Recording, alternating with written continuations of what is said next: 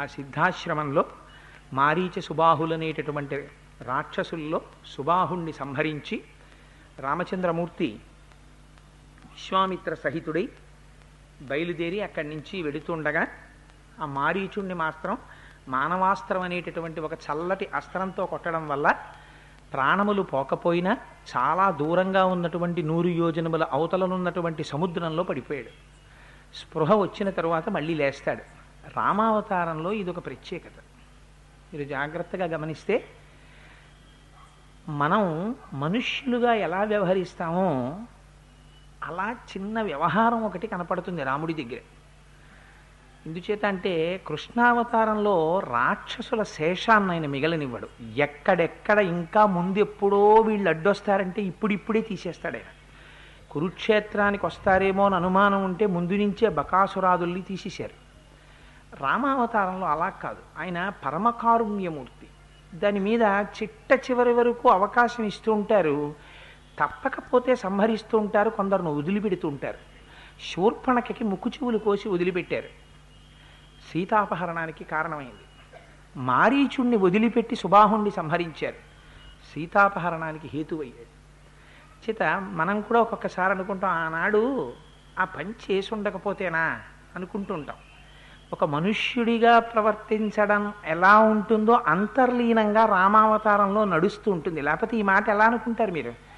ఆ రోజండి నిజంగా చేసి ఉండకపోతే ఇవాళ ఈ ఇబ్బంది పడకపోదును, marry in haste and repent at leisure అంటారే, అలా ఆ రోజున ఏదో తొందరపడిపోయాను, చూసారా ఎంత ఇబ్బంది పడిపోయాను అన్న భావన రాదు. అందుకని నరుడిగా ప్రవర్తించడంలోనేమో చిన్న విచిత్రమైనటువంటి సందర్భాలు జరుగుతుంటాయి. మారీచుణ్ణి మాత్రం మానవాస్త్రంతో కొట్టారు, దానివల్ల వాడు సంహరింపబడలేదు. ఆయనకి తెలుసు సంహరింపబడని. లక్ష్మణుడితో చెప్పారు, ఇది చాలా చల్లని అస్త్రం, అందుచేత స్పృహ కోల్పోతాడు కానీ ప్రాణములు మాత్రం పోవు, 100 యోజనముల అవతల వరకు తీసుకెళ్లి పారేస్తుంది ఈ అస్త్రం అని చెప్పారు. అలాగే పడిపోయాడు. సుబాహుడు మాత్రం మరణించాడు. అతనితో పాటుగా కొన్ని వేల మంది రాక్షసులు మరణించారు. సరే, విశ్వామిత్రుడు ఇతర ఋషులు రామలక్ష్మణులతో కలిసి బయలుదేరుతున్నటువంటి సందర్భంలో అవతల మిథిలా నగరంలో జనక మహారాజు గారు ఒక బ్రహ్మాండమైనటువంటి యజ్ఞాన్ని, వేదశాస్త్రాన్ని అనుసరించి చేస్తున్నారు. అందుచేత ఆ యాగాన్ని చూడ్డానికి మేము వెడుతున్నాం, రామా నువ్వు కూడా మాతో వస్తే బాగుంటుంది, రావలసింది అన్నారు. సరే, రామచంద్రమూర్తి నిన్న చెప్పాను కదా నేను మీ కింకరుడను అంటాడు. గురువుల దగ్గరికి వెళ్ళినప్పుడు ఎలా మాట్లాడాలో నేర్పుతాడు మనకి రామచంద్రమూర్తి. అందుచేత ఆయన కూడా బయలుదేరారు. అనేకమైనటువంటి మృగములు కూడా విశ్వామిత్రుడి వెంట బయలుదేరాయి. ఉపాధి తేడా కానీ బ్రహ్మజ్ఞానం ఉన్నటువంటి వాడు, గురువైనటువంటి వాడు సమస్త బ్రహ్మాండములను ఎలా శాసించగలడో, ఎలా ప్రేమించగలడో, ఎలా తన వెంట తీసుకువెళ్ళగలడో చూపిస్తారు.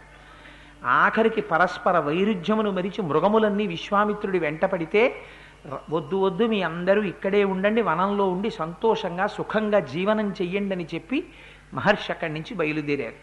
బయలుదేరి ఈ పిల్లలిద్దరూ ఋషులు కలిసి కొంత దూరం వెళ్ళి ఆ రోజు కొంత ప్రయాణం చేసిన తరువాత ఆ శోణానదీ తీరం దగ్గరికి వెళ్ళి అక్కడ ఆగారు.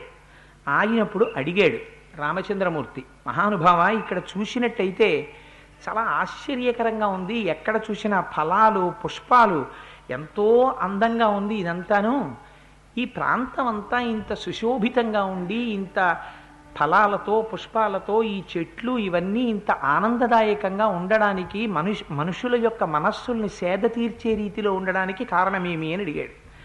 అడిగితే అప్పుడు విశ్వామిత్ర మహర్షి చెప్పాను కదా, అడగడమే తెరవై, అడిగితే మాత్రం ఎక్కడెక్కడ విషయాలు చెప్తారు విశ్వామిత్రుడు. గురువు దగ్గరికి వెళ్ళినప్పుడు చెయ్యవలసినటువంటి పని ఏమిటో చూపించాడు. కదపడం మీకు చేత కావాలి. మీరు కదపలేదనుకోండి గురువు మాట్లాడడం. ఎందుకంటే ఏదో మాట్లాడి మెహర్బానీ సంపాదించుకుందామన్న ప్రయత్నం వారికి ఉండదు. వారికి మౌనం కన్నా ఆశ్రయించవలసినది వేరొకటి ఉండదు. అందుకని హాయిగా తనలో తాను రమిస్తూ ఏకాకి నిస్పృహ శాంత చింతాసూయా వివర్జిత, హాయిగా మౌనంగా తనలో తాను రమిస్తూ సంతోషపడిపోతూ యోగరతో వా భోగరతో వా సంగరతో వా సంగవిహీన యస్య బ్రహ్మణి రమతే చిత్తం నందతి నందతి నందత్యేవ, పరమానందంతో ఉంటాడు. కానీ ఆ గురువు దొరికినప్పుడు ఆ గురువుని కదిపితే మాత్రమే మీకు ఆయనలోంచి అమృతధార పడుతుంది. రమణులు అంటారు, చెరుకు కర్రని పట్టుకుని గానుగలో పెట్టి తిప్పినా, పంటి కింద పెట్టి నవిలినా, కత్తి పెట్టి నరికినా, పైనుంచి తీసి నొక్కినా తీపి తప్ప అందులోంచి కారం రాదు అంటారు. గురువు శరీరం శోషించిపోతున్నా, కష్టపడుతున్నా ఆయన నోటి వెంట భగవత్ సంబంధమైనటువంటి విషయము తప్ప వేరొకటి రాదు. గురువుల వైభవం అంటే ఎలా ఉంటుందో, గురువుని కదిపితే ఎటువంటి విషయాలు వస్తాయో చూపిస్తారు వాల్మీకి మహర్షి. చేత విశ్వామిత్రుడు అంటాడు, నాయన పూర్వకాలంలో బ్రహ్మగారి కుమారుడైనటువంటి వాడు కుశుడు అనబడేటటువంటి ఒక రాజు పరిపాలన చేస్తున్నారు. ఆ కుశుడికి వైదర్భ్యాం జనయామాస చితర సదృశాన్ సుతాన్ కుశాంబం కుశనాభంచ అధూర్త రజసం వసుం. ఆ కుశుడనేటటువంటి ఆయనకి 4 కుమారులు జన్మించారు. మొదటి ఆయన పేరు కుశాంబుడు, రెండవ ఆయన పేరు కుశనాభుడు, మూడవ వారి పేరు అధూర్త రజసుడు, 4వ వారి పేరు వసురాజు. ఈయన ఈ కుశుడు 4 కుమారుల్ని పిలిచాడు. వాళ్ళు యవ్వనంలోకి వచ్చారు. నాయన, ఇంతకాలం నేను ధార్మికంగా పరిపాలన చేశాను, మీరు 4 కూడా 4 నగరములను నిర్మాణం చెయ్యండి, చేసి మీరు కూడా ధార్మికంగా పరిపాలన చెయ్యండి అని ఆదేశించాడు. 4 కుమారులు కూడా తండ్రి మాట వినేటటువంటి కొడుకులు. అందుకని 4 పట్టణాలని నిర్మించుకున్నారు. కౌశాంబి, మహోదయము, ధర్మారణ్యము, గిరివ్రజపురము అని 4 పట్టణాలు నిర్మించారు. ప్రస్తుతం మనం ఉన్నటువంటి ఈ ప్రాంతం అంటే విశ్వామిత్రుణ్ణి రామచంద్రమూర్తి ప్రశ్న వేసే సమయానికి వారు శోణభద్రా నదీ తీరంలో ఎక్కడ ఉన్నారో ఆ ప్రాంతానికి సంబంధించినటువంటి కథని విశ్వామిత్రుడు రామచంద్రమూర్తికి చెప్తున్నారు. అందుచేత మనం ఇప్పుడున్నటువంటి ప్రాంతాన్ని గిరివ్రజపురము అని పిలుస్తారు. దీన్ని నిర్మించినటువంటి మహానుభావుడు వసురాజు. ఈ పట్టణానికి ఉన్న గొప్పతనం ఏమిటంటే 5 కొండలు ఉంటాయి చుట్టూ. ఈ 5 పెద్ద పెద్ద కొండల్లోంచి కూడా ఆశ్చర్యకరంగా శోణా నది ఇలా ప్రవహిస్తూ ఉంటుంది. దానివల్ల ఎలా ఉంటుందంటే దూరం నుంచి చూస్తే శోణా నది అనబడేటటువంటి కదులుతున్న ఒక పూలహారం 5 కొండలు మెడలో వేసుకున్నాయా అన్నట్టుగా ఉంటుంది. 5 కొండల మెడల్లోంచి చుట్టూ తిరిగి శోణా నది ప్రవహించి ఆ ప్రాంతం అంతా ప్రవహించడంలో ఈ ప్రాంతం అంతా సస్యశ్యామలం అయిపోయింది. అన్ని పంట పొలాలే, ఎక్కడ చూసినా పంటలు పండుతాయి. అందుకని ప్రజలు పరమ సంతోషంగా ఉంటారు. అడిగినదేమిటి రామచంద్రమూర్తి, ఈ ప్రాంతం ఎవరిది, ఎందుకు ఇక్కడ ఇంత సుశోభితంగా ఉంది అని అడిగారు. ఎన్ని అందమైన విషయాలు విశ్వామిత్రుడు చెప్తారో చూడండి. అందుకని దీన్ని గిరివ్రజపురము అని అంటాం. కానీ నీకొక ఆశ్చర్యకరమైన విషయం చెప్తాను విను. కుశనాభసుతాః సర్వా సమర్థాస్త్వాం సురోత్తమ. ఈ కుశనాభుడికి ఇందులో 2వ వాడైనటువంటి వాడు కుశనాభుడు, మొదటివాడు కుశాంబుడు, 2వ వాడు కుశనాభుడు, 3వ వాడు అధూర్తరజసుడు, 4వ వాడు వసురాజు. 2వ వాడైనటువంటి కుశనాభుడికి అంటే వీరు ఉన్నటువంటి ప్రాంతం ఆ వసురాజుది. 2వ వాడైనటువంటి కుశనాభుడికి 9 కుమార్తెలు కలిగారు. ఆ 9 కుమార్తెలు కలగడం కూడా ఆశ్చర్యకరంగా కలిగారు. ఎందువల్ల వారందరూ కూడా ఘృతాచి అనేటటువంటి ఒక అప్సర స్త్రీకి కుశనాభుడికి కలిసి జన్మించారు. ఘృతాచి యొక్క సంతానమేమో వాళ్ళు 9 విశేషమైనటువంటి సౌందర్య రాసులు. మెరుపు తీగలు ఎలా ఉంటాయో అంత అందంగా ఉండేవారు. వాళ్ళు రకరకాలైనటువంటి వాయిద్యాలు మ్రోగిస్తూ, వీణలు మీటుతూ, పాటలు పాడుతూ సంతోషంగా కాలం గడుపుతున్నారు. వారిలో యవ్వనం అంకురించింది. ఒకనాడు వారందరూ వెళ్ళి ఒక కొండ మీద నిలబడి పాటలు పాడుకుంటూ ఆడుకుంటూ సంతోషంగా కాలం గడుపుతున్నారు. గడుపుతుండగా వాయుదేవుడు వచ్చాడు. వాయుదేవుడు రావడం ఏమిటి, వాయుదేవుడు అంతటా ఉంటాడు కదా. వాయుదేవుడు ఈ 9 కన్యలను చూసి ప్రీతి చెందాడు. ప్రీతి చెంది ఆ ఆడపిల్లలతో ఒక మాట అన్నాడు. మీరు చూస్తే మహాసౌందర్య రాసులై ఉన్నారు. మనుష్యులకి ఒక ప్రమాదకరమైనటువంటి ధోరణి ఉంది. ఎంత సౌందర్యం ఉన్నా అది యవ్వనంలో మాత్రమే ఉంటుంది. యవ్వనం కాలగతిలో వెళ్ళిపోతుంది. కొంతకాలం అయిపోయిన తర్వాత యవ్వనం శాశ్వతంగా ఉండదు కదా, వెళ్ళిపోతుంది. వెళ్ళిపోతే మీకు ఈ సౌందర్యం నిలబడదు. అందుకని మీరు ఒక పని చేయండి, నన్ను వివాహం చేసుకోండి. నాకు మీరు భార్యలైతే మీకు దేవతాత్వం ఇస్తాను. ఇవ్వడం చేత ఏమవుతుందంటే ఇంకా మీకు యవ్వనం తరగదు, మీ యవ్వనం ఇలా ఉండిపోతుంది.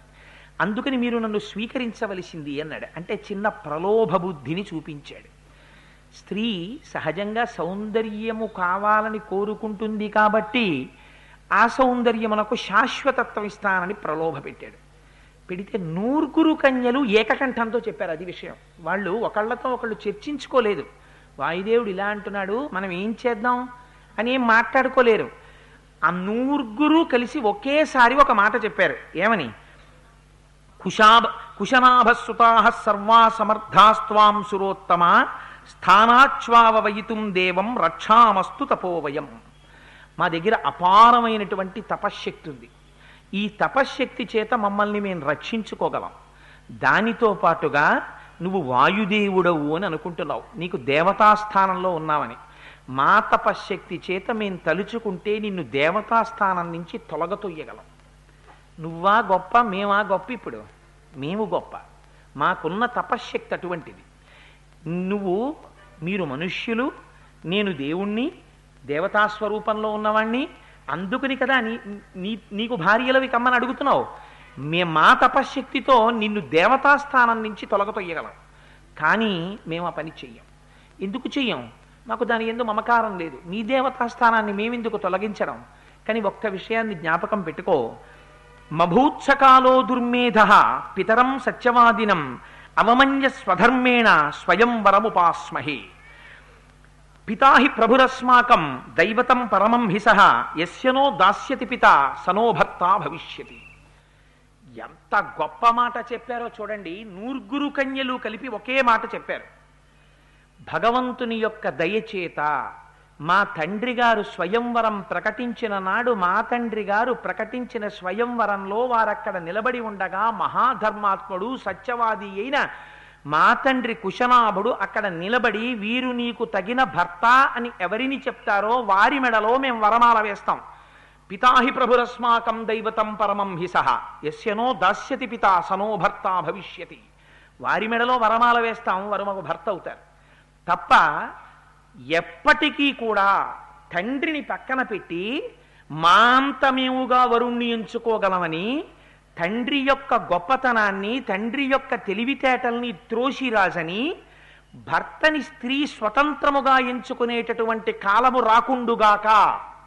ఎంత గొప్ప మాట చెప్పారో చూడండి. మనం రామాయణానికి వారసులం. ఆడపిల్ల పుట్టిందంటే మగపిల్లవాడు ఒక గంట ఇంటికి ఆలస్యంగా వస్తేనే తల్లిదండ్రులు బెంగబెట్టుకుంటారు. ఆడపిల్లని ఏ సమయంలో పడితే ఆ సమయంలో బయటికే పంపరు. రెక్కల కింద పెట్టి కాపాడుకునేటటువంటి తల్లిదండ్రులకి యుక్త వయస్సు వచ్చిన ఆడపిల్ల ఇంట్లో ఉంటే సజావుగా నిద్రే పట్టదు, ఎంత తొందరగా కన్యాదానం చేసి పంపించేద్దామా అని. అటువంటి ఆడపిల్ల ఇంత కష్టపడి ఇంత రక్షణ వహించి కూతురు యందు అవ్యాజమైన వాత్సల్యమున్న తండ్రి యొక్క మాట కాదని, నాన్నగారు నా మనస్సు నా ఇష్టం, మీరు ఫలానా చదవమన్నారు చదివాను, ఫలానా వాణ్ణి చేసుకోమంటే మాత్రం నేను సిద్ధంగా లేను అన్న దౌర్భాగ్యపు మాటలు ఈ జాతి సంస్కృతిలో లేవు. ఈ మాటలు ఇవాళ రేపు రూపాయలకి కక్కుర్తి పడిన దౌర్భాగ్యుల నోటి వెంట వచ్చినటువంటి మాటలు. ప్రేమించడానికి ధైర్యం కావాలి. ఏమిటి ధైర్యం? తల్లిదండ్రులను ఎదిరించడం ధైర్యమా? తల్లిదండ్రులు నీ శత్రువులా? నీ యోగక్షేమములు తెలియనివారా? నీ పతనములకు పునాదులు వేసేవారా? దేనికి ధైర్యం కావాలి?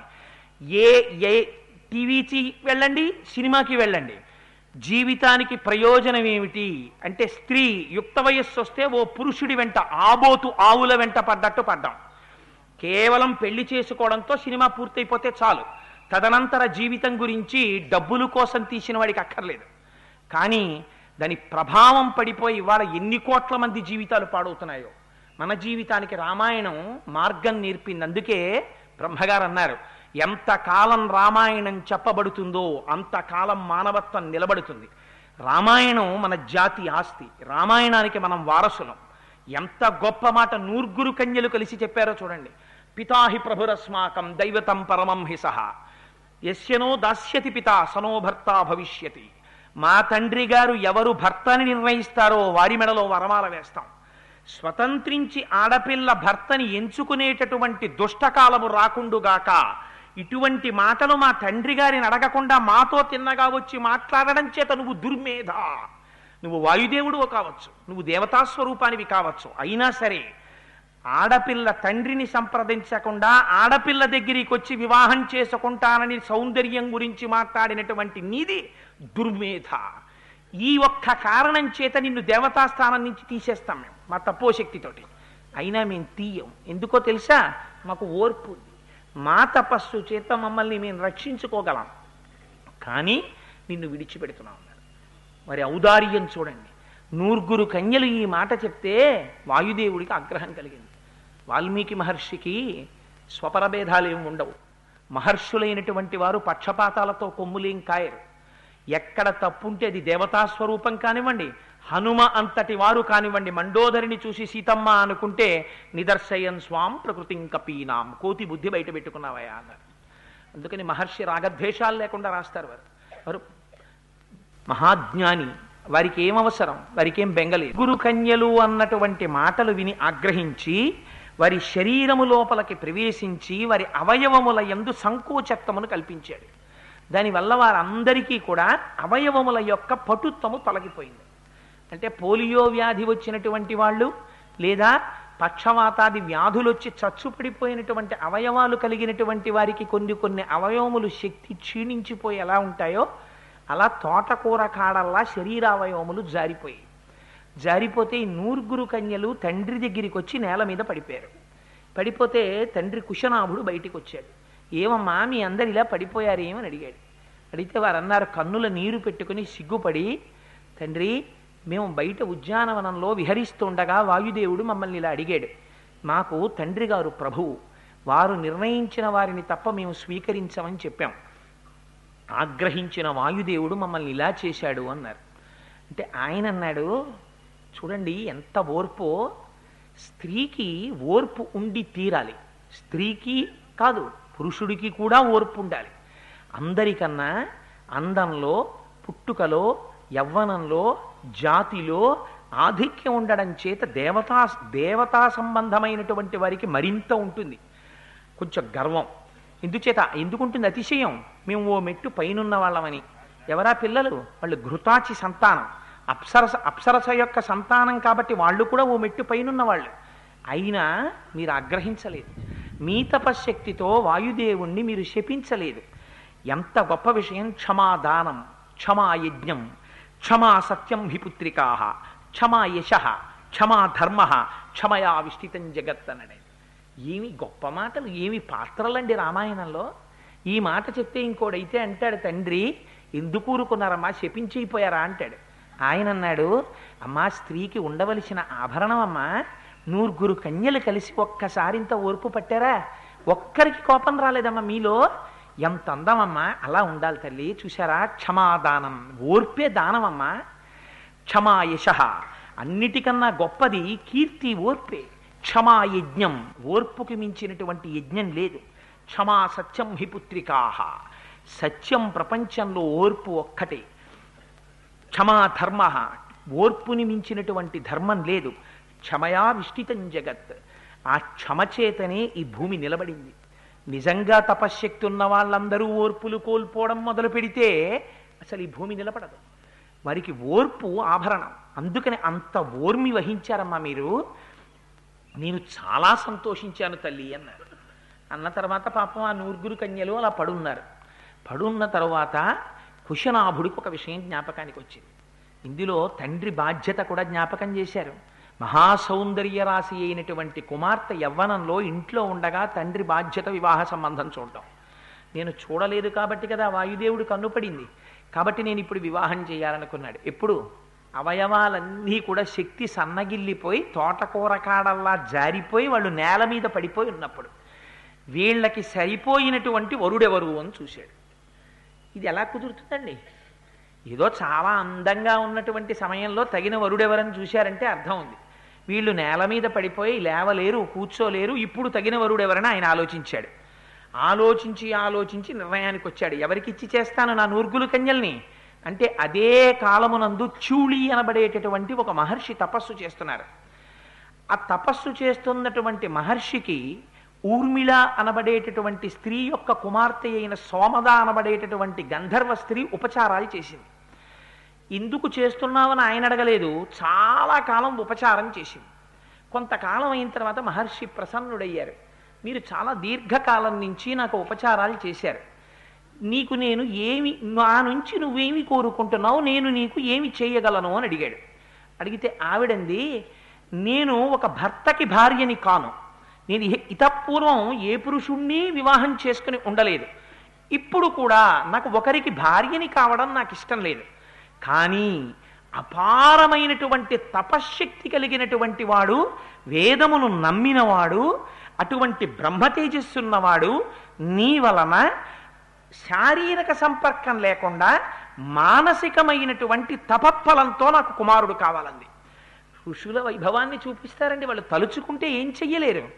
ఈ మాట అడిగింది, ప్రసన్నుడయ్యాడు మహర్షి. మనసా సంకల్పం చేశారంతే. సంకల్పం చేసినంత మాత్రం చేత చూళి యొక్క అనుగ్రహంతో, చూళికి సోమదకి ఏ విధమైనటువంటి భౌతిక సంపర్కం లేకపోయినా సోమదకి చూళి యొక్క మానసపుత్రుడు జన్మించాడు. ఆయనకి బ్రహ్మదత్తుడు అని పేరుంచారు. జన్మతః గొప్ప ప్రభావవంతుడైన ఆయన కాపిల్యము అనేటటువంటి నగరంలో ఉంటుండేవారు. ఆ నగరంలో ఉంటుండగా చూశారు, ఈ కుశాంబుడు అనేటటువంటి ఆయన కాంపిల్య నగరంలో ఉన్నటువంటి బ్రహ్మదత్తుడు తగిన వరుడు నా నూర్గురు కన్యలకి, వీళ్ళని ఆయనకిచ్చి వివాహం చేస్తానన్నాడు. ఎక్కడి బ్రహ్మదత్తుడు? పుట్టుక చేత బ్రహ్మజ్ఞాని, మహర్షి చూళి యొక్క ఔరసపుత్రుడు, సోమద యొక్క సంతానం. అటువంటి వాడికిచ్చి ఈ నూర్గురు కన్యల్ని వివాహం చేస్తానన్నాడు. ఏమిటి వాళ్ళకున్న క్వాలిఫికేషన్ చెప్పండి నాకు ఇప్పుడు.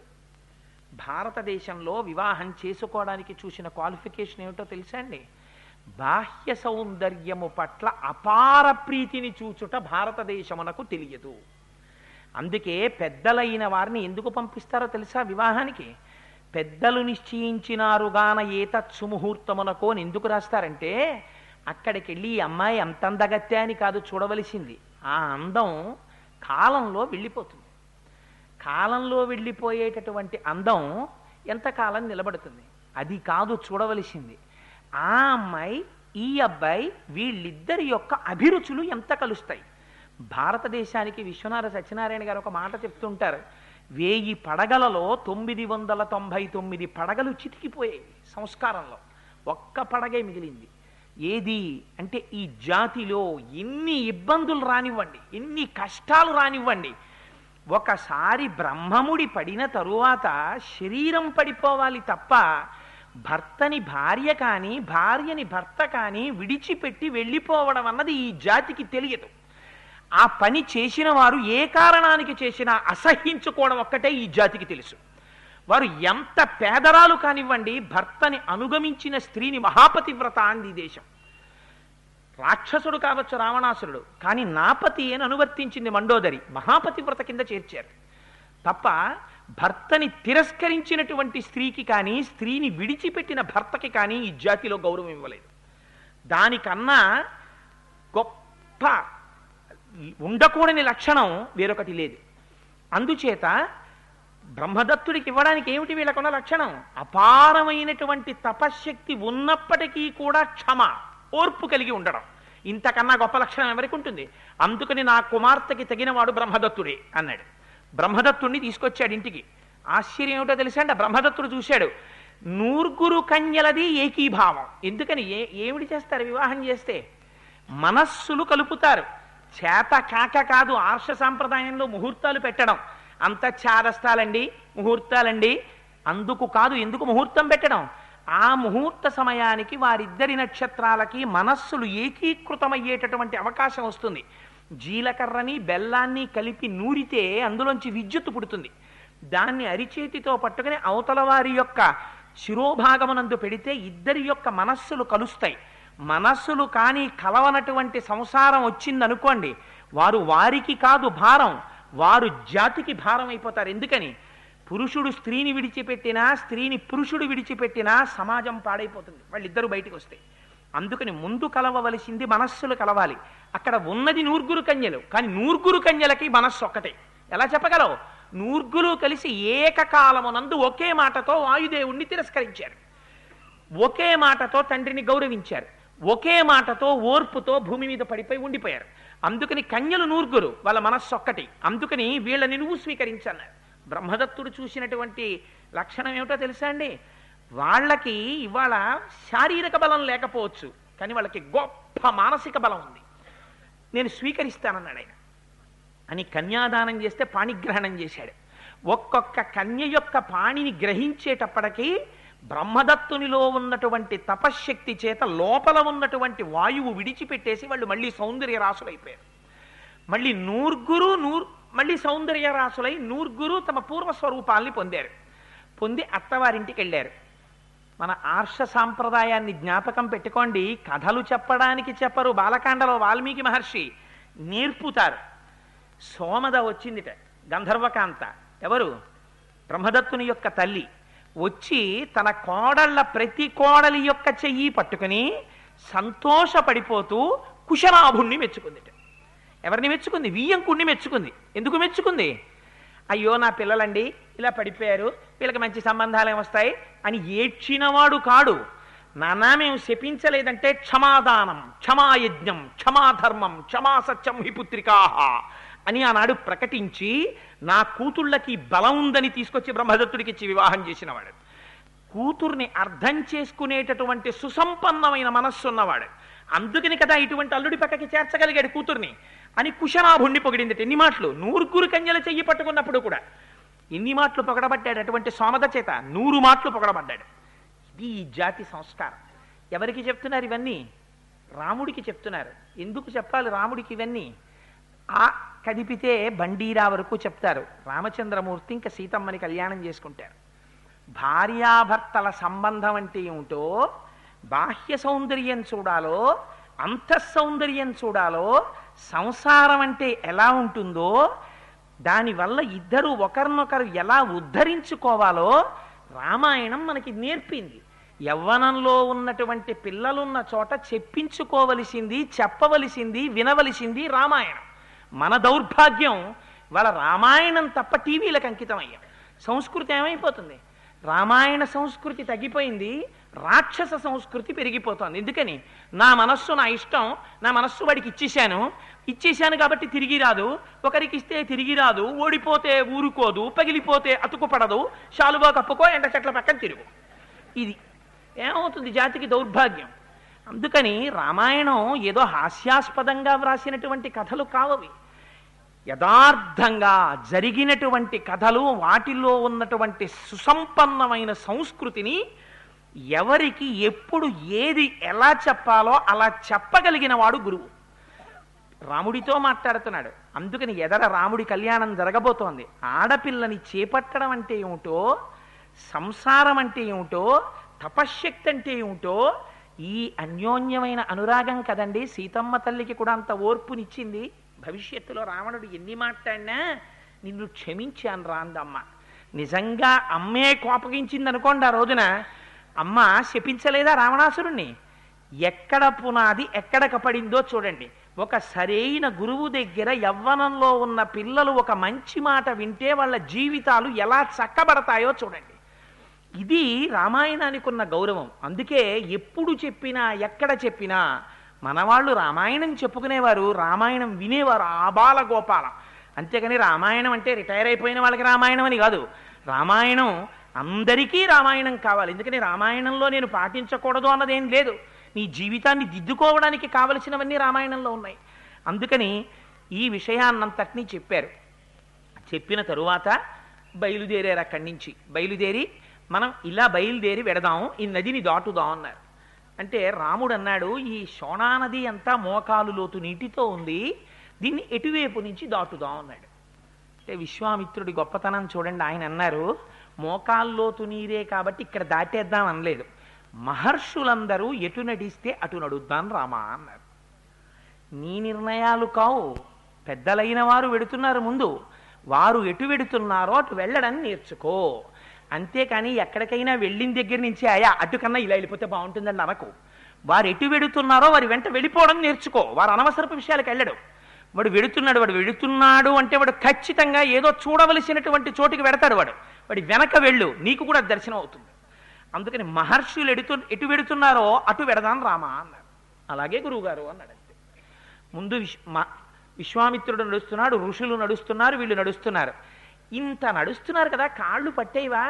పట్టవుట. ఎందుకు పట్టవుట తెలుసా? వాళ్ళు అంతటా బ్రహ్మాన్ని చూస్తుంటారట. చెట్టు చూడబోయ్, ఎంత పెద్ద చెట్టోయ్, ఆ ఆకుపచ్చతనం చూడబోయ్, నమో హరికేశాయోపవీతినే పుష్టానాం పతజే నమో నమో అని మనం అభిషేకం చేసేటటువంటి రోజు రుద్రాధ్యాయంలో ఉన్న చెట్టులోని ఆకుపచ్చతనంగా పరమశివుడు నీకు దర్శనం అవట్లా? ఆ నీరు చూడు, ఆ నీరు ఎవరు సృష్టించారో? ఇన్ని పశువులు తాగుతున్నాయి, ఎంతమంది మనుషులు తాగుతున్నారు, ఎంత పంట పండుతోంది, నీరు భూమికి తగిలితే పంట వచ్చే ఏర్పాటు చేసిన వాడెవరు అని అంతటా ఈశ్వర దర్శనం చేస్తూ ఆ వనాల్ని చూస్తూ సంతోషపడిపోతూ ముందుకెళ్ళారట. వాళ్ళకి గంగానది కనపడింది. గంగానది దర్శనం అవగానే వాళ్ళందరూ పొంగిపోయారట. మనమైతే ఏం చేస్తాం? వెళ్ళగానే అమ్మయ్య వచ్చేసామని గబగబా హోటలో లేకపోతే మెస్సో లేకపోతే మినరల్ వాటర్ బాటిలో బిస్కెట్ ప్యాకెట్టో దాని మీద ఉన్నంత ధ్యాస మనకి జరగబోతున్న క్షేత్రం మీద దర్శనం మీద ఉండదు. గంగానదిని చూడగానే వాళ్ళందరూ పొంగిపోయి స్నానం చేసి జీవితంలో గంగమ్మ దర్శనం అయింది అని పొంగిపోయి అప్పటికి చేయలే విశ్వామిత్రుడు ఎన్ని మాటలు చేశాడో. అందుకే అంటారు శంకర భగవత్పాదులు, భగవద్గీత కించితి దీత గంగాజలలవ కణికాపీత సకృతపియేన మురారి సమర్చ క్రియతే తస్య యమేన నచర్చ అన్నారు. ఏం అందమైన మాట అండి నిజంగా. భగవద్గీత కించిది దీత, భగవద్గీత ఒక్క శ్లోకం నీకు అర్థమైందా? గంగాజలలవ కణికాపీత, గంగాజలంలో ఒక బొట్టు నువ్వు తాగావా? ఎందుకు తాగాలి? ఎదరు చెప్తారు గంగావతరణంలో ఎందుకు తాగాలో. గంగాజలలవ కణికాపీత సకృతపియేన మురారి సమర్చ, జీవితంలో ఒక్కసారి శ్రీ మహావిష్ణువుని పూజ చేశావా? ఎలా చెయ్యాలో అలాగా. క్రియతే తస్య యమేన నచర్చ, నీకు యముడితో వాదన లేదన్నారు. అదేమిటంటే నేను ఎప్పుడన్నా వాదించానా అంటామేమో. అంచకాలమునందు ఆయాసమున నిన్ను తలతునో తలతునో తలతు నిపుడే, ఆఖరణ ప్రాణోత్క్రమణం అయిపోతుంటే కపవాత పైత్యముల్ కప్పగా శ్రమ చేత కంపముద్భవ మంది కష్టపడుచు. గుటక పడదు, ఒక పక్క భటులు కనపడుతుంటారు. ప్రాణ అపాన వ్యాన ఉదాన సమాన నాగ కూర్మ కృకర ధనంజిగ దేవదత్తములు అనేటటువంటి వాయువులు వెళ్ళిపోతుంటాయి. భటులు భయంకరమైన రూపాలతో వచ్చి పాశం వేసి పట్టుకోవడానికి ప్రయత్నం చేస్తుంటారు. జీవుడు అటు ఇటు పారిపోతుంటాడు. ఇంట్లో ఉన్న వాళ్ళేమో అయ్యో ఏమీ వినపట్టలేదు, చెవుల్లో చీమలు కూడా పట్టేసే, మంచం మీద పోకూడదు, కిందకి దింపేయండి అంటాడు. అప్పుడే శాస్త్రం అంతా తెలుసున్నవాడు వచ్చి అయ్యో పాపం ఇంట్లో పడుకోబెట్టకండి, బయట పడుకోబెట్టేయండి అంటారు. మంచి చాప కూడా వేరు, చింకి చాప బయట వేసి షామియానా తర్వాత తెస్తారు. వీడిని కాళ్ళు చేతులు పట్టుకుని బయటికి పట్టుకెళ్ళి పడుకోబెట్టేస్తుంటే పిల్లల ఏడుపులు చెవిలో పడిపోతుంటాయి. నోట్లో తీసుకొచ్చి తులసి దళంతో నీళ్లు పోసేస్తుంటాడు కొడుకు. అది గుటక పడదు. ఒక పక్క వాయువు దొరకకుండా జీవుడు పరిగెడుతుంటాడు. కపవాత పైచముల్ కప్పగా శ్రమ చేత కంపముద్భవ మంది కష్టపడుచు, నారాయణాయంచు నా జింహతో నిన్ను పిలుతునో శ్రమ చేత పిలువలేను. అప్పుడు ఇంకా నారాయణ నువ్వు అనగలిగేది. పిలుతునో శ్రమ చేత పిలువలేను, నాటికిపుడే నీ నామస్మరణ చేతు చెవినిడవయ్య భూషణ వికాస శ్రీధర్మపుర నివాస దుష్ట సంహార నరసింహ దురిత దూర. అప్పుడొక్కసారి ఇది వెళ్ళిపోయిందా? అయ్యో స్వామి టైం అయిపోయిందా, ఒక్కరోజు ఇందులో పెట్టవయా, ఆ రోజంతా ఇంకా నీ నామం చెప్పుకుంటూ కూర్చుంటానంటే నిమిషం ఉండనివ్వరు. అందుకని స్వామి ఇప్పుడే నారాయణ అంటున్నాను, చెవి ఒగ్గి విను అన్నాడు కోటేశ్వరరావు అని గుర్తుపెట్టుకో స్వామి అని చెప్పుకున్నారు మహానుభావులు. ఉదాహరణకి కోటేశ్వరరావు అన్నాను కానీ నేనేం ఆర్తితో చెప్పుకోలేదు, మహాప్రభు శతకకర్త చెప్పుకున్నారు. అందుచేత ఆ స్థితిని చూపిస్తూ అక్కడ గంగానది కనపడగానే అందులో స్నానం చేసి పితృతర్పణలు ఇచ్చారట. గంగకున్న శక్తి అటువంటిది. ఆ గంగాజలంలో పితృతర్పణలు ఇచ్చి అగ్నిహోత్రం చేసి ఒడ్డున కూర్చుని ఆ మిగిలినటువంటి హవిస్సుని అమృతాన్ని తిన్నట్టుగా తిన్నారట. ఒక్కొక్క చోటికి వెళ్ళినప్పుడు నువ్వు 80 ఏళ్ళు బతికితే 80 సంవత్సరాల వయస్సులో నువ్వొక పరమపావనమైనటువంటి క్షేత్రానికి ఏ కాశీపట్టణం లాంటి దానికో వెడితే నువ్వు ఉండేది 2 రోజులు. 2 రోజులంటే 48 గంటలు. నువ్వు ఎంత నేను తెలివిగా ఉన్నాననుకున్నా నువ్వు పడుకుండిపోవడానికి నీకు 24 గంటలు అయిపోతుంది. నీకున్నది కాశీలో 24 గంటలు.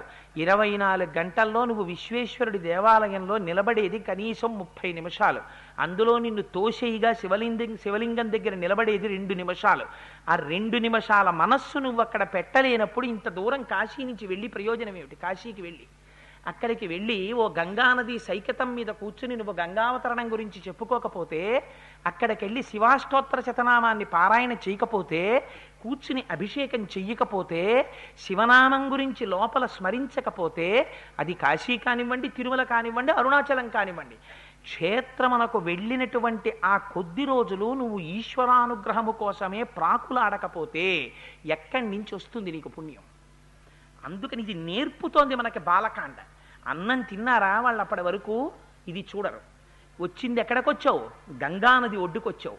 గంగానది ఒడ్డుకొచ్చినప్పుడు గంగ ఒడ్డున ఎలా ఉండాలో అలా ఉండు. అందుకని స్నానం చేశారు, పితృతర్పణలు ఇచ్చారు, అగ్నికార్యం చేశారు, మిగిలినటువంటి హవిస్సుని అమృతంగా తిన్నారు.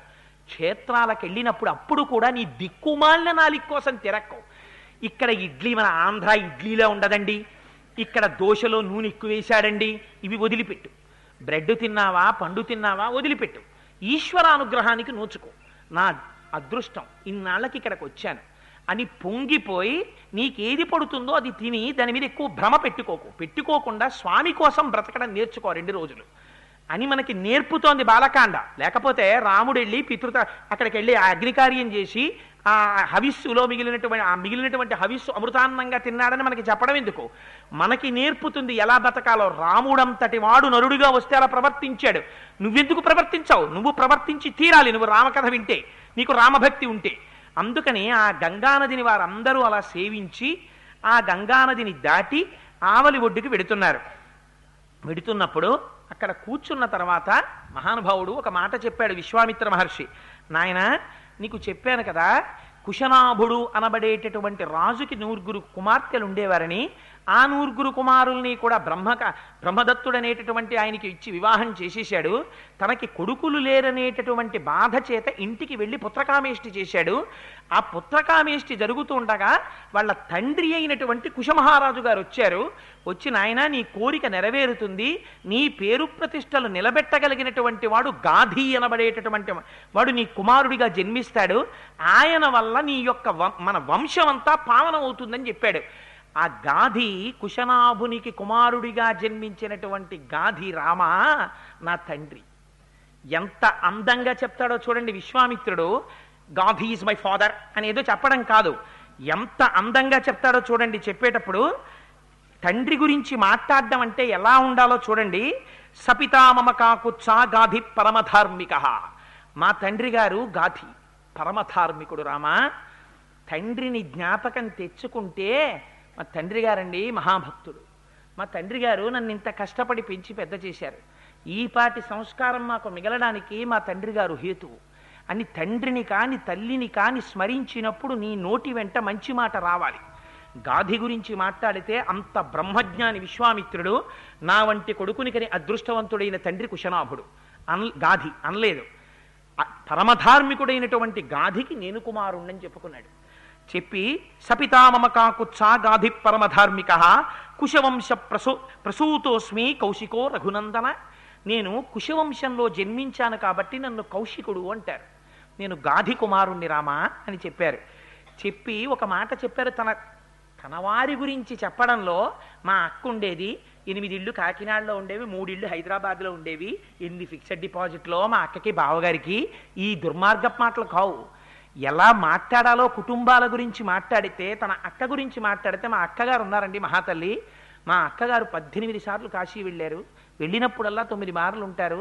ఆ తల్లి 1,00,000 ఒత్తుల నోము దగ్గర నుంచి ఎన్ని నోములు చేసిందో మా అక్కయ్య. నాకు ఎప్పుడు వెళ్ళినా మా అక్కయ్య పాదాలకి శిరస్సు తగిలేటట్టు నమస్కరిస్తాను, మా అక్క ఆశీర్వచనం నాకు అంగరక్ష అని నీ అక్క గురించి నువ్వు మాట్లాడగలిగితే నీ సంస్కారం తెలుస్తుంది. విశ్వామిత్రుడు ఎలా మాట్లాడతాడో చూడండి తన అక్క గురించి. సశరీరాగతా స్వర్గం భర్తారమనువర్తిని కౌశికీ పరమోదారా ప్రవృత్తాచ మహానది దివ్యా పుణ్యోదకారం యా హిమవంతముపాశ్రిత లోకస్య హితకామార్థం ప్రవృత్తా భగినీ మమ. రామ, నా అక్క పేరు సత్యవతి, ఆవిడ భర్త పేరు, మా బావగారి పేరు రుచకుడు. మా బావగారు శరీరాన్ని విడిచిపెట్టారు. విడిచిపెడితే మా అక్క భర్తని విడిచిపెట్టి ఉండలేక సశరీరంగా మా బావతో స్వర్గానికి వెళ్ళిపోయింది. వెళ్ళిపోయి తన యొక్క పాతివ్రత్యాన్ని నిరూపించుకున్న తరువాత మళ్ళీ అక్కడ ఉండకుండా నదిగా మారింది. ఇది నదులంటే ఎందుకు గౌరవిస్తామో తెలుసా అండి? పరోపకారం తప్ప వేరొకటి చేతకానివి నదులు. అందుకని నది కనపడితే నమస్కారం చేస్తాం. నదిగా మారి కౌశికి అనేటటువంటి పేరుతో హిమాలయ పర్వతాల మీద ప్రవహిస్తూ ఉంటుంది. అపారమైనటువంటి పుణ్యోదకాలు కలిగినటువంటిది, చల్లని నీరు కలిగినటువంటిది, లోకమునకు శ్రేయస్సు కల్పించాలనేటటువంటి లక్షణం ఉన్నది. మా అక్క కౌశికీ నదిగా హిమాలయాల్లో ప్రవహిస్తోంది. అందుకే రామ, నేను హిమాలయ పర్వతాల మీద తపస్సు చేస్తూ ఉంటాను, అక్కడ తిరుగుతూ ఉంటాను. అక్కడ తిరుగుతూ మా అక్కగారి యొక్క స్వరూపమైన ఆ కౌశికీ నది జలాల్ని చూసి మురిసిపోతూ ఉంటాను. రామా, ఇక్కడికి ఎందుకు వచ్చానో తెలుసా? ఈ సిద్ధాశ్రమంలో యాగం చెయ్యడానికి వచ్చానయ్యా. నీ తేజస్సు చేత రక్షింపబడ్డాను అన్నాడు. నిజానికి రామచంద్రమూర్తికి తేజస్సు విశ్వామిత్రుడిచ్చాడా? రామ తేజస్సుతో విశ్వామిత్రుడు రక్షింపబడ్డాడా? అన్ని అస్త్రములు ఉపదేశము చేసినటువంటి వాడు విశ్వామిత్రుడు. గురువు అస్తమానం నేను గొప్ప, నేను గొప్ప, నేను గొప్ప, నేను గొప్ప అన్నవాడు గురువు కాడు. గురువు కాడు బరువు. ఎవడు గురువు? నిరంతరం వినయంతో ప్రవర్తించేవాడు. నేను ఎంతటి వాడినయ్యా? నేను కాదయ్యా గొప్ప, ఈశ్వరానుగ్రహం అయ్యా నిన్ను రక్షించింది అనగలిగినవాడు గురువు. ఇలా అన్నాడు కాబట్టి విశ్వామిత్రుడయ్యాడైన. అందుకని రామ, నీ తేజస్సు చేత నేను రక్షింపబడ్డాను, నా యాగం పూర్తయిందయ్యా అన్నారు. అంటే ఆ చుట్టూ ఉన్న ఋషులు అన్నారట, విశేషేణ భవానేవా విశ్వామిత్ర మహాయశ కౌశికీ సరితాం శ్రేష్ఠ కులోద్యత కరీతవా. విశ్వామిత్ర, నీ వంటి వాడు జన్మించడం చేత నీ వంశం ధన్యమైంది. మీ అక్కగారైనటువంటి సత్యవతి పుట్టడం చేత పరమపావనమైందయా నీ వంశం అన్నారు. నువ్వు ఒక వంశంలో పుట్టడం వల్ల ఆ వంశాన్ని తలుచుకున్నప్పుడల్లా రావలసిన కీర్తి ఏమిటో తెలుసా? పుట్టలోని చెదలు పుట్టవా గిట్టవా అంటారు పోతన గారు. కలుగనేటికి తల్లుల కడుపు చేటు. అమ్మ కష్టపడి ప్రసవించడం తప్ప, మరణ సదృశమైన వేదన పడ్డం తప్ప, నువ్వు బతికి, నువ్వు పుట్టి, నువ్వు చచ్చి ప్రయోజనం ఏమిటి? ఈశ్వరానుగ్రహం కోసం పరితపించి పరమభక్తుడవై నువ్వు నిలబడితే, నీ వల్ల నీ పైతరాలన్నీ కూడా ఉద్ధరింపబడితే, నీ శరీరం వెళ్ళిపోయినా వారినొక్కసారి స్మరిస్తే, ఆ వంశం పేరు చెప్తే, మహానుభావుడు ఆయన జన్మించిన వంశం అండి అది అంటారు. ఆనాడు జన్మనిచ్చినటువంటి తల్లి తండ్రి సార్థకత పొందుతారు. నువ్వు పుట్టడం వల్ల నీ వంశానికి ఎటువంటి ఖ్యాతి రావాలో చూపిస్తున్నారు ఇవాళ. ఋషులందరూ అన్నారు, విశ్వామిత్ర, నువ్వు పుట్టడం వల్ల ఆ కౌశిక వంశమంతా తరించింది. మీ అక్కగారు సత్యవతి పుట్టడం వల్ల పరమపావనమైంది, నదిగా ఉండి ఈ లోకాలన్నింటికీ ఉపకారం చేస్తోందయ్యా అన్నారు. ఆ గంగని చూసి రామచంద్రమూర్తి అడిగారు, ఈ గంగని త్రిపథగా అని పిలుస్తారు అని విన్నాను. ఈ గంగకి త్రిపథగా అని పేరు ఎందుకు వచ్చింది అని అడిగారు. అడిగితే విశ్వామిత్రుడు అన్నాడు, ఈ గంగకి త్రిపథగా అని పేరు రావడానికి ఒక కారణం ఉంది రామా. ఈ గంగ పరమపావనము. ఇంత పరమపావని అయినటువంటి గంగ కాబట్టి కదా మనందరం స్నానాలు చేసి, పితృతర్పణలు చేసి, అగ్నికార్యం చేసి, మిగిలినటువంటి హవిస్సు తిన్నాం. దీనికి కారణం పూర్వకాలంలో హిమవంతుడు అనబడేటటువంటి రాజు, ఇప్పటికీ హిమాలయాలు హిమవంతుడే. ఆ హిమవంతుడికి మనోరమ అనబడేటటువంటి భార్య ఉంది. వారిద్దరికీ కూడా పెద్ద కుమార్తె గంగ, రెండవ కుమార్తె ఉమా, ఇద్దరు కుమార్తెలు. పెద్ద కుమార్తె అయినటువంటి గంగ స్వేచ్ఛారూపంతో ప్రవహించగలిగినటువంటి స్వరూపం ఉన్నది. అందుకని దేవతలు ప్రార్థన చేశారు, హిమవంత, నీ పెద్ద కుమార్తె అయినటువంటి గంగని దేవలోకానికి పంపిస్తే దేవలోకంలో ప్రవహించేటటువంటి ఆ గంగా నదీ జలాల్ని ఉపయోగించుకుని మేము తరిస్తాం. అందుకని గంగని ఊర్ధ్వలోకాలకి, స్వర్గలోకానికి పంపించమని అడిగారు. దేవతా కార్యము కనుక హిమవంతుడు తన కుమార్తెని స్వర్గలోకానికి పంపించాడు. దేవనదిగా స్వర్గలోకంలో ప్రవహిస్తూ ఉంటుంది గంగ. రెండవ కుమార్తె ఉమ. రుద్రుడు, పరమశివుడు అపారమైన తేజస్సుతో తపస్సు చేస్తున్నప్పుడు శంకరుడి పరిచర్య చేసి మూడవ నేత్రం కలిగి కాముణ్ణి దహించినటువంటి వాణ్ణి తన తపశ్శక్తితో మెప్పించి భర్తగా పొందింది. కాముణ్ణి దహించిన వాడు భార్యనెవరిని స్వీకరిస్తాడు? ఇహ అటువంటి వాణ్ణి తన తపశ్శక్తితో భర్తని చేసుకుంది. ఇది హిమవంతుడి గొప్ప. అందుకని హైమవతి అయి తండ్రి పేరు నిలబెట్టింది. అందుకని శంకరుడికి అర్ధాంగి అయింది. ఆ శంకరార్ధాంగి అయి ఆమె కైలాస పర్వతం మీద పరమశివుడితో నివసిస్తూ ఉంటుంది. ఆ గంగ పరమపావని. ఆ గంగ ఒకనాడు భూలోకానికి తేబడి పాతాళానికి చేరింది. అందుకని మూడుగా ప్రవహించింది కాబట్టి గంగని త్రిపథగా అంటారు. ఇది పరమపావనము అన్నాడు. అంటే చెప్పారు కదా గురువుగారు అని రాముడేం ఊరుకోడు. ఈ మాత్రం అయితే నువ్వింత కష్టపడి గంగకొచ్చి స్నానం చేసి, ఇంత పరవశించిపోయి, ఇంత మురిసిపోయి, ఇంత అగ్నికార్యం చేసి, ఇంత పితృకార్యం చేసి, ఇంత పరవశించిపోవు.